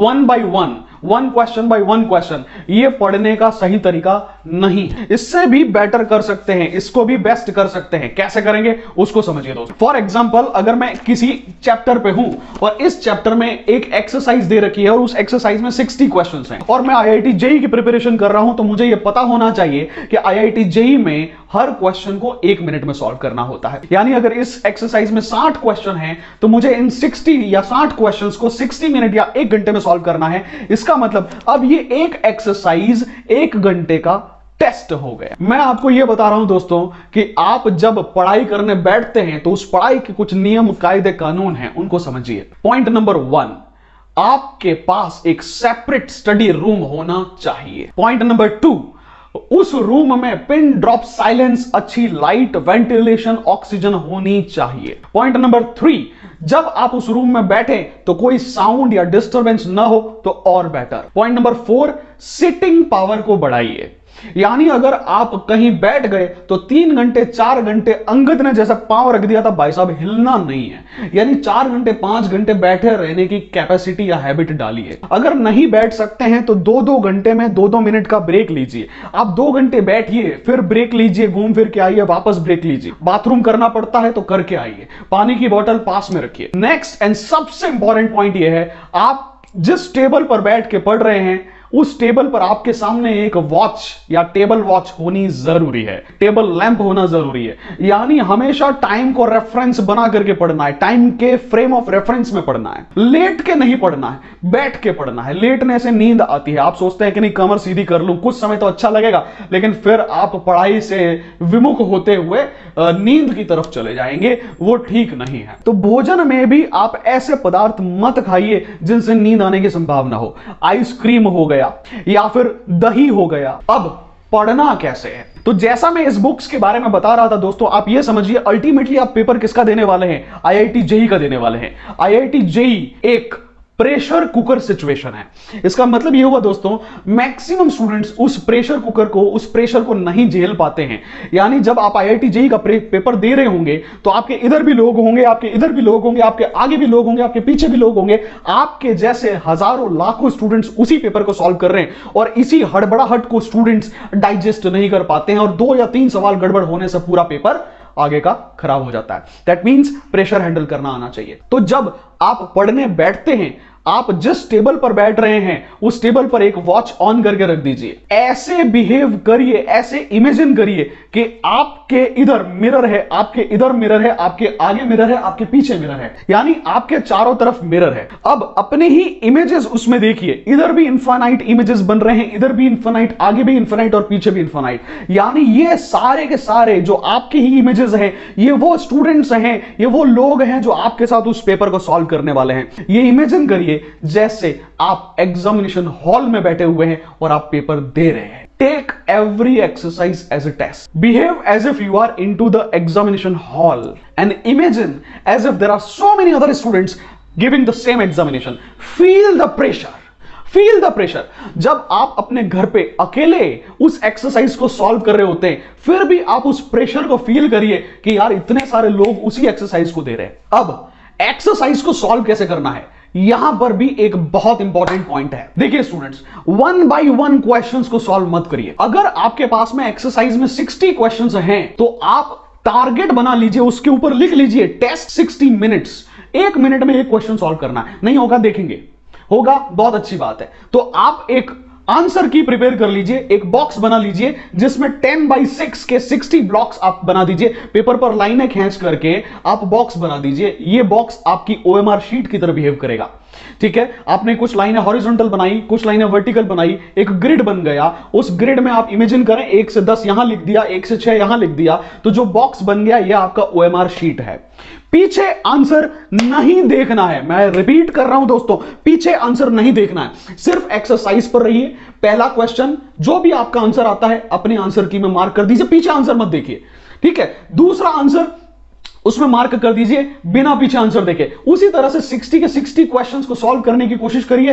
हो सकता है 1 घंटे में आपसे 30 ही सॉल्व हो सकता है 1 घंटे में आपसे 45 सॉल्व हो, 60 हो जाए बहुत अच्छी बात, चिंता नहीं करिए, लेकिन पीछे आंसर्स मत देखिए। जब 1 घंटा बीत जाए, वो एक्सरसाइज आप एक अटेम्प्ट कर चुके हो, फिर अपने आप से पूछिए अगर यही एक्सरसाइज पेपर में आती, आईआईटी जेईई के पेपर में आ जाती, तो मैं उसमें से कितने क्वेश्चंस कर सकता था। अब पीछे आंसर्स को मैच करके देखिए कितने आपके राइट हुए, कितने आपके रॉन्ग हुए। आपको पता चलेगा अगर यही पेपर आता तो उस पेपर में मेरा स्कोर कितना होता। हर क्वेश्चन जो आपका राइट हुआ उसके लिए +4 और जो रॉन्ग हुआ उसके लिए -1 करिए। ठीक है, जब आप पीछे से आंसर की मैच करेंगे और आपको पता चलेगा कि आपने अटेम्प्ट ही 45 किए हैं और उसमें से 10 या 15 सवाल आपके गलत हो गए, आपके राइट 30 हैं, दैट मींस आपकी एक्यूरेसी 30 हो गई। आपकी एक्यूरेसी अकॉर्डिंगली चेंज भी हो। दोस्तों ये एक बहुत इंपॉर्टेंट एक्सरसाइज है क्योंकि इससे आपको यह पता चलेगा कि आपकी स्पीड कितनी फास्ट है। पीछे बिना आंसर देखे आपकी एक्यूरेसी कितनी है, तो आपको ना सिर्फ अपने खुद के असेसमेंट में मदद मिलेगी, आपको यह पता चलेगा कि आप कहां एग्जिस्ट करते हो। दूसरा, एक बहुत इंपॉर्टेंट हैबिट आपकी छूट जाएगी। तो दोस्तों जब हम लोग पीछे आंसर देख देख करके सॉल्व कर रहे होते हैं तो हमारे अंदर यह हैबिट डेवलप हो जाती है कि पलट के देख लें कि पीछे आंसर क्या आ रहा है। दोस्तों जब पेपर दिया जाएगा आपको, जब आप आईआईटी जेईई का पेपर देंगे तो पीछे आंसर की चिपकी हुई नहीं होगी। दैट मींस क्वेश्चन पेपर के साथ आंसर की तो नहीं आने वाली है। आप क्या पलट के देखेंगे, पीछे कुछ नहीं मिलने वाला। यानी पलट पलट के देखने वाली स्ट्रेटजी एग्जाम में काम नहीं करेगी। तो जो एग्जाम में हमें आंसर्स पता ही नहीं होंगे, हमें तो स्पीड और एक्यूरेसी पे फोकस करना होगा। इसीलिए पीछे देख देख करके सॉल्व करने की हैबिट चेंज कर लीजिए। तो देखा दोस्तों, अगर आप एक अच्छे कोचिंग क्लास में एडमिशन ले लेते हैं, अगर आप अच्छा मटेरियल कलेक्ट कर लेते हैं, अगर आप प्रिपरेशन के लिए एक necessary book set, book shelf book अपना ले लेते हैं, अगर दोस्तों अगर आप प्रिपरेशन के लिए जो भी नेसेसरी और रिकमेंडेड बुक्स है वो लेकर के सॉल्व करते हैं, अगर आप प्रॉपर टाइम टेबल बनाते हैं और कंसिस्टेंटली पढ़ते हैं, और अगर आप अपने स्टडी हैबिट्स को ठीक करते हैं, पढ़ाई करने के तरीकों को बदल देते हैं, तो यह मेरा विश्वास है कि आप एग्जाम्स को फोड़ दोगे, आईआईटी जेईई को बहुत अच्छे रैंक के साथ में क्रॉस करोगे। यानी अगर आपको आईआईटी जेईई क्रैक करना है तो ये जो भी मैंने बताया ये बहुत अच्छे और बहुत जनरल गुरु मंत्र हैं, इसको कोई भी स्टूडेंट करके अपनी रैंक इंप्रूव कर सकता है।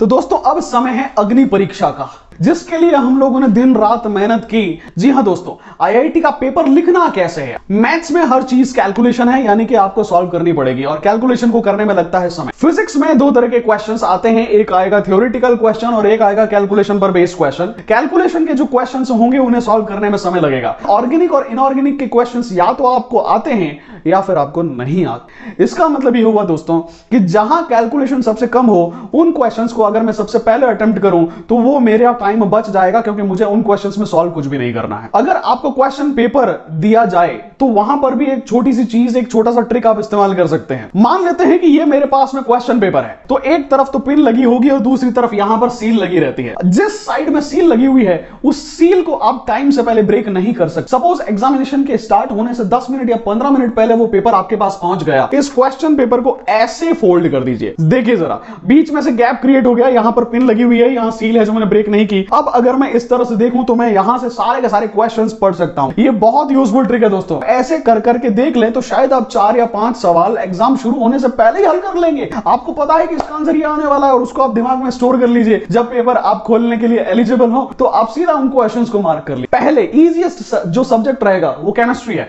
केमिस्ट्री के सेक्शन को आप सबसे पहले अटेम्प्ट करिए। उसमें जो क्वेश्चन आपके हो जाएं उसका इमीडिएटली आंसर फिल कर लीजिए और सबमिट कर दीजिए, या फिर उनका जो बबल है गोले फिल करने हैं तो गोले फिल कर लीजिए। स्टूडेंट्स यहां जो सबसे बड़ी मिस्टेक करते हैं वो ये करते हैं कि पहले वो लाइन से सॉल्व करते हैं और फिर वो लास्ट में सारे बबल्स एक साथ फिल करते हैं। दोस्तों अगर बबल्स को फिल करते समय ऑर्डर आपने ध्यान नहीं दिया, अगर एक भी क्वेश्चन की गलती हो गई तो पूरा पेपर, पूरी मेहनत बेकार हो जाता। अगर आप केयरफुल नहीं हैं और सारे के सारे बबल्स लास्ट में भरने वाले हैं, सारे के सारे आंसर्स लास्ट में सबमिट करने वाले हैं, then you will be under a tremendous pressure. लेकिन अगर आप साइमल्टेनियस अप्रोच यूज करते हैं, एक क्वेश्चन किया, बबल फिल किया, एक क्वेश्चन किया, आंसर सबमिट किया, एक क्वेश्चन किया, आंसर सबमिट किया, तो आपके मन से प्रेशर हटता रहेगा। अब आपको यह पता रहेगा कि नहीं, क्वेश्चंस रिवर्स ऑर्डर में घट रहे हैं। 75 थे, एक कर लिया 74 ही करने, एक कर लिया 73 करने, एक एक करके आपके मन में प्रेशर आएगा। अच्छा अब तो 15 सवाल ही करने, अच्छा अब तो 10 सवाल ही करने, अब तो 4 सवाल ही करने। क्या आपको आईआईटी के पेपर में तुक्का लगाना चाहिए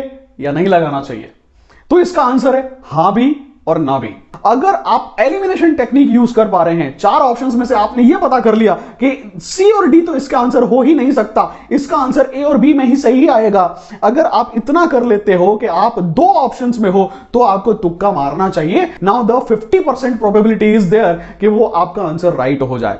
यानी अगर आपके पास में 4 ऑप्शंस हैं, तुक्का मत मारिए। 3 ऑप्शन है और श्योर नहीं है, रुक जाइए, सोच समझ के जवाब लीजिए। लेकिन अगर 2 ऑप्शंस हैं कि यार आंसर या तो ये है और या फिर ये है, तो तुक्का मार दीजिए, ऊपर वाला जो करेगा वो अच्छा करेगा। +4 और -1 की ग्रेडिंग है, यानी अगर आपने एक आंसर राइट कर दिया तो 4 नंबर मिलेंगे और एक आंसर गलत कर दिया तो -1 हो जाएगा। यानी एक सही तुक्का 4 गलत करने की परमिशन देता है। अगर 5 सवाल आप तुक्के मारते हैं और उसमें से एक सवाल सही और 4 गलत है, नो प्रॉफिट नो लॉस। अगर आपकी किस्मत 20% भी है तो आप नो प्रॉफिट नो लॉस पे रहोगे। लेकिन अगर आपकी उस दिन किस्मत 50% सही हो गई, 5 तुक्के मारे और 4 सही हो गए, पॉजिटिव कुछ लेके आओगे, 3 सही हो गए कुछ लेके आओगे, 2 भी सही हो गए 5 तुक्कों में से तो लेके आओगे। कहने का मतलब कैलकुलेटेड रिस्क लीजिए। लास्ट के 5 या 10 मिनट आप हमेशा पेपर को रिव्यू करने के लिए बचा करके रखिए। हो सकता है कुछ क्वेश्चंस आपको उस समय याद नहीं आए, लेकिन लास्ट में आपको उनको सॉल्व करने का समय मिल जाए। यह भी हो सकता है कि आपने अभी तक ओएमआर फिल नहीं की हो, लास्ट के 10 मिनट हो तो सारे काम छोड़ करके आप पहले ओएमआर फिल कर लीजिए। तो देखा दोस्तों, अगर आप एक अच्छे कोचिंग क्लास में एडमिशन ले लेते हैं, अगर आप अच्छा मटेरियल कलेक्ट कर लेते हैं दोस्तों, अगर आप प्रिपरेशन के लिए जो भी नेसेसरी और रिकमेंडेड बुक्स है वो लेकर के सॉल्व करते हैं, अगर आप प्रॉपर टाइम टेबल बनाते हैं और कंसिस्टेंटली पढ़ते हैं, और अगर आप अपने स्टडी हैबिट्स को ठीक करते हैं, पढ़ाई करने के तरीकों को बदल देते हैं, तो यह मेरा विश्वास है कि आप एग्जाम्स को फोड़ दोगे, आईआईटी जेईई को बहुत अच्छे रैंक के साथ में क्रॉस करोगे। अब क्वेश्चन ये आता है दोस्तों कि अगर मैं आईआईटी जेईई में सेलेक्ट हो जाता हूं, अगर मेरे आईआईटी जेईई में बहुत अच्छी रैंक आ गई, मेरा मेंस निकाल लिया और एडवांस भी बहुत अच्छी रैंक आ गई, तो कौन सी आईआईटी में जाना है, तो कौन सी आईआईटी बेस्ट है, यह जानते हैं अपने नेक्स्ट सेशन में। इसके लिए मैं ले चलता हूं आपको कंप्यूटर स्क्रीन पर, और यहां मैं आपको बताऊंगा कि एमएचआरडी की कौन सी ऐसी लिस्ट है जिससे आपको यह पता चलेगा कि किस आईआईटी में आपको जाना है। जी हाँ दोस्तों, तो हम लोग आ गए हैं हमारे चैनल के मेन पेज पर। यह है अपना यूट्यूब चैनल का मेन पेज है। ये मेरे सारे के सारे वीडियोस आप लोग यहाँ पे देख सकते हैं। खैर, जिस चीज को हम लोग खोज रहे हैं वो ये है कि नहीं, इंडिया के बेस्ट आईआईटीज कौन से हैं। तो आपको क्या करना है, आप गूगल पे जाइए और सर्च करिए एमएचआरडी आईआईटी रैंकिंग्स 2020।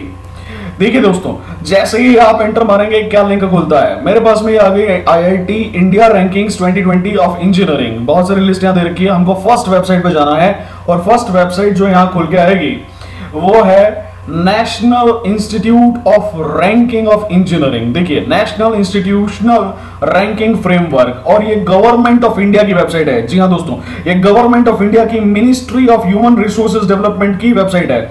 जो लिस्ट आपके सामने है ये आईआईटीज या यूं कहें कि इंडिया की बेस्ट इंजीनियरिंग कॉलेजेस की रैंकिंग है। इंडिया की रैंकिंग्स 2020 इंजीनियरिंग। दोस्तों, वो कौन सी आईआईटी है जो रैंक 1 है इस साल? अगर मैं 2020 की बात करूं तो जो आईआईटी मद्रास है, जैसे कि आप लोग देख सकते हो, वो रैंक 1 पर है।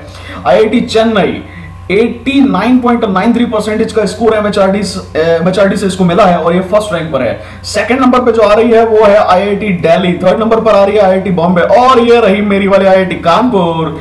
जी हाँ दोस्तों, चौथे नंबर के साथ 82% पे आईआईटी कानपुर चौथे नंबर पे, 5वें पर खड़गपुर, 6ठे पर रुड़की, 7वें पर गुवाहाटी। और ये आईआईटी की पूरी लिस्ट है। आप लोग देखिए, अगर वेबसाइट को देखेंगे nirfindia.org, यानी कि आप एमएचआरडी आईआईटी रैंकिंग्स 2020 पे सर्च कीजिए और ये वेबसाइट आपके सामने है।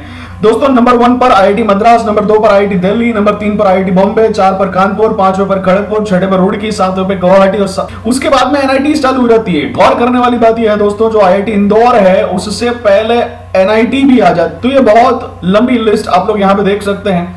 ठीक है, Jadavpur university, university of chemical technology, national institute of technological Warangal, Amrita institute of engineering. तो ये बहुत सारी चीजें हैं। यहां ध्यान देने वाली बात यह है दोस्तों, जैसे Gandhinagar IIT, BHU Bhubaneswar IIT, Ropar IIT, Patna IIT, और इसी तरह से बहुत सारी और भी ऐसी आईआईटीज हैं जिनके ऊपर एनआईटीज हैं। जी हाँ दोस्तों, there are some NITs and triple ITs which are performing better than IITs। इसीलिए मैं कह रहा हूं, घर के पास वाली आईआईटी में नहीं जाना है, हमेशा वो आईआईटी चूज करिए जो बेस्ट है, जिसकी रैंकिंग बेस्ट है। जैसे फॉर एग्जांपल मैं अभी जोधपुर में हूं, और अगर मैं यहां पर लिस्ट में जोधपुर सर्च करता हूं, आपको जान के हैरानी होगी दोस्तों, 53वां नंबर है इसका, 53rd। 17 आईआईटीज हैं टोटल इंडिया में, लेकिन इंडिया की जो इंजीनियरिंग लिस्ट है उसमें जोधपुर 53वां नंबर है। तो आपको पता चल गया होगा, Satyabhama institute of technology, Pune की इंस्टीट्यूट, और पता नहीं क्या क्या इंस्टीट्यूट जो है वो आईआईटी जोधपुर से बेस्ट है। यानी अगर मैं लिस्ट में देखूं तो आईआईटी जोधपुर शायद सभी आईआईटीज में से सबसे नीचे इसकी रैंकिंग चल रही है, विच इज नॉट गुड। खैर, तो इस लिस्ट पर आने के बाद आपको पता चल गया होगा कि आपके लिए सबसे सूटेबल आईआईटीज कौन सी है। जैसा कि मैं हमेशा से कहता आ रहा हूं, आप उन आईआईटीज को प्रेफर करिए जो पुरानी हैं, मद्रास, दिल्ली, बॉम्बे, खड़गपुर, रुड़की, गुवाहाटी। बस आप शुरुआत के 6-7 आईआईटीज जो ओल्ड आईआईटीज हैं वो बेस्ट आईआईटीज हैं, जो अभी अभी हाल फिलहाल में 3-4 साल पहले आईआईटीज बनी हैं। उन कॉलेजेस को आईआईटीज के स्टैंडर्ड पर आने में अभी समय लगेगा, इसलिए वो आईआईटीज चुनिए जो पुरानी है। जहां तक बात करते हैं कौन सी ब्रांच अच्छी रहेगी, तो मैं आपको बता देता हूं आईआईटीज में जो पुरानी आईआईटीज हैं वहां कंप्यूटर साइंस सबसे बेस्ट है। मद्रास, दिल्ली, बॉम्बे, कानपुर कंप्यूटर साइंस सबसे बेस्ट होने वाली है। उसी तरह से computer science, electrical engineering, mechanical engineering, chemical engineering अगर आपको मिलती है और शुरुआत के 7-8 ब्रांचेस में मिलती है तो आप डेफिनेटली लाइफ में, कैरियर में, जीवन में बहुत अच्छा करेंगे। ठीक है दोस्तों, तो जो आपका क्वेश्चन था कि नहीं आपके लिए सबसे बेस्ट आईआईटी कौन सी है, वो इन 7 आईआईटीज में से होगी, पॉइंट नंबर 1। नेक्स्ट पॉइंट है कौन सी ब्रांच मेरे लिए सबसे बेस्ट है। तो दोस्तों जो सबसे बेस्ट ब्रांच मेरे लिए है वो है कंप्यूटर साइंस, उसके बाद में मेरे पास में इलेक्ट्रिकल इंजीनियरिंग, उसके बाद में मेरे पास में मैकेनिकल इंजीनियरिंग, केमिकल इंजीनियरिंग, और उसके नीचे जैसे जैसे हम लोग चलते चले जाएंगे जो ब्रांचेस हैं उसका स्तर भी कम होता चला जाता है। ठीक है दोस्तों, तो दोस्तों काफी लंबा वीडियो हो गया, आप लोगों ने यहां तक देखा, उसके लिए बहुत बहुत धन्यवाद। मुझे पूरा विश्वास है कि इस वीडियो को देखने के बाद में आपके अंदर आईआईटी के लिए सारे डाउट्स क्लियर हो गए होंगे, कैसे प्रिपरेशन करना है और कौन कौन से स्टेप्स पर कितना काम और कितना फोकस करना है, यह अब आप सब लोगों को क्लियर होगा। दोस्तों अगर आप लोगों को यह वीडियो अच्छा लगा है तो नीचे लाइक का बटन जरूर दबाइएगा, और अगर आप चैनल पर नए हैं तो सब्सक्राइब किए बगैर तो मत जाइएगा, क्योंकि इसी तरह के मोटिवेशनल, इंस्पिरेशनल और नॉलेजेबल वीडियोस, कैरियर के वीडियोस मैं सिर्फ आप लोगों के लिए बनाता रहता हूं। जाने से पहले दोस्तों चैनल सब्सक्राइब जरूर कीजिएगा। Bye bye.